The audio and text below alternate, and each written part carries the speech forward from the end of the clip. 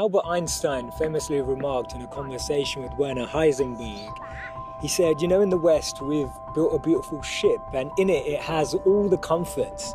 But actually the one thing that it doesn't have is a compass, and that's why it doesn't know where it's going. This paradox of our times was propounded by the Dalai Lama when he said we have wider freeways but narrower viewpoints. We have taller buildings but shorter tempers.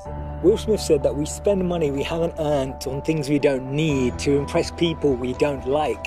And it's phenomenal how the same technology that brings us close to those who are far away takes us far away from the people that are actually close. 30 billion WhatsApp messages are sent per day, but 48% of people say that they feel lonelier in general. The paradox of our times is that we have more degrees but less sense, more knowledge but less judgment, more experts but less solutions. It was Martin Luther King who said that the irony of our times is that we have guided missiles but misguided men. Have you ever found it perplexing that we've been all the way to the moon and back, but we struggle to start a conversation across the road or across the train? And it's amazing that Bill Gates was known as the top earner in 2015 with a wealth of 79.2 billion, but 1 in 4 CEOs claim to be struggling from depression. And do we actually thrive off this paradox? Is it that this paradox actually makes the media interesting? It's what makes journalism interesting. It's what makes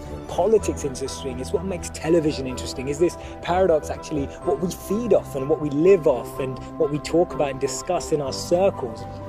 Doesn't it seem that we've tried to clean the air but polluted our soul? We've split the atom but not our prejudice, and we're aiming for higher incomes but we have lower morals. So I'm hearing you ask, how do we bring a change? How do we dissect this paradox that exists in our lives? And it starts by us, each of us, pressing pause, pressing reset, and then pressing play again, taking a moment to become more conscious, taking a moment to become more aware, taking a moment to really reflect on the consequence, the implications of a misplaced word, of an unnecessary argument that we all know we didn't need to have, or to speak to someone just slightly differently, in a different tone, in a different voice, in a different empathy, with a different perspective, just to really connect with people on a different level.